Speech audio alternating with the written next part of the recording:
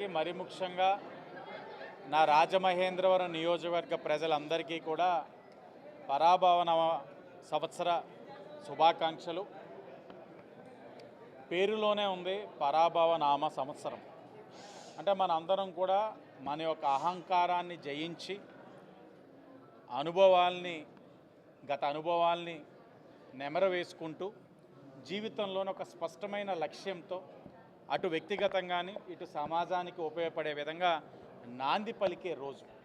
ఇలాంటి ఒక రోజున ఏదైతే రాజమండ్రి సిటీ నియోజకవర్గంలో పండితుల యొక్క సమక్షంలో పంచాంగ శ్రవణం చేయడం, తెలుగుదేశం పార్టీ, బీజేపీ, జనసేన నాయకులందరూ కూడా ఇక్కడికి రావడం, నగర ప్రముఖులు మరి ముఖ్యంగా నా కుటుంబ సభ్యులు అందరూ కూడా ఈ పంచాంగ శ్రవణంలో పాల్గొవడం, వారు చెప్పిన రాశి ఫలాలు ఈ సంవత్సరం ఒక పనితీరును కూడా అవగాహన చేసుకుంటూ నాదైతే బాగానే ఉంది ప్రస్తుతానికి.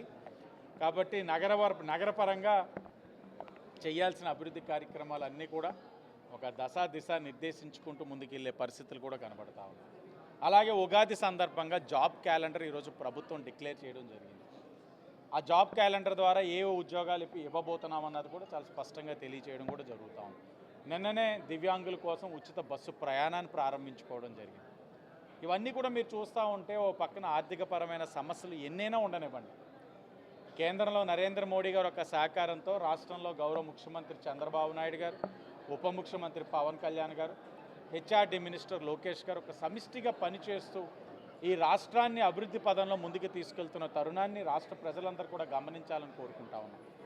ఈ ఉగాది పర్వదినాన మీ అందరి యొక్క జీవితాల్లోని అష్టైశ్వర్యాలు, సుఖ సంతోషాలు ఉండాలని మనస్ఫూర్తిగా ఆ దేవుణ్ణి ప్రార్థిస్తూ అందరూ కూడా ఆధ్యాత్మికంగా ముందుకు వెళ్లాల్సిన అవసరం ఉంది.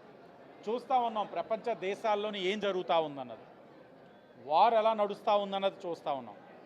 ఇలాంటి పరిస్థితుల్లో ప్రతి ఒక్కరు కూడా మానవుడిగా చేయగలిగేది ఆ దేవుణ్ణి నమ్ముకోవడం, ఆధ్యాత్మిక ఆలోచనతో ముందుకెళ్ళడం, 10 మందికి ఉపయోగపడే విధంగా, సాయపడే విధంగా ముందుకు సాగాలని ప్రతి ఒక్కరిని కూడా కోరుకుంటూ ఈ రాజమహేంద్రవరం సిటీ నియోజకవర్గ పరంగా గడిచిన 20 నెలల్లో ఒక స్పష్టమైన ఆలోచనతో పనిచేస్తున్నాం.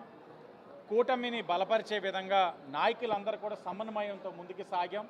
భవిష్యత్తులో కూడా గౌరవ ముఖ్యమంత్రి గారు, ఉప ముఖ్యమంత్రి గారు ఒక ఆలోచనకు అనుగుణంగా పనిచేస్తాం. రాబోయే పుష్కరాలను కూడా సమర్థవంతంగా నిర్వహించేందుకు కూడా ఒక ప్రణాళికతో ముందుకెళ్తా ఉన్నాం.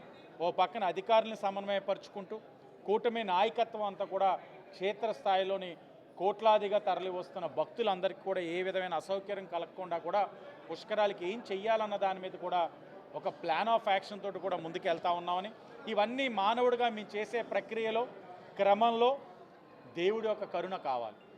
ఆ దేవుడి యొక్క ఆశీస్సులు ఈ కూటమి ప్రభుత్వం పైన ఉండాలి, మా పైన ఉండాలి, రాష్ట్ర ప్రజలపైన ఉండాలి. మరి ముఖ్యంగా ఈ స్థాయిలో నేను కానీ నా కుటుంబం కానీ రాజకీయంగా ఓటమి అనేది లేకుండా ముందుకు సాగడానికి కారణమైన రాజమహేంద్రవరం ప్రజలపైన కూడా ఆ దేవుడి యొక్క కరుణ ఉండాలని మనస్ఫూర్తిగా కోరుకుంటా ఉన్నాం.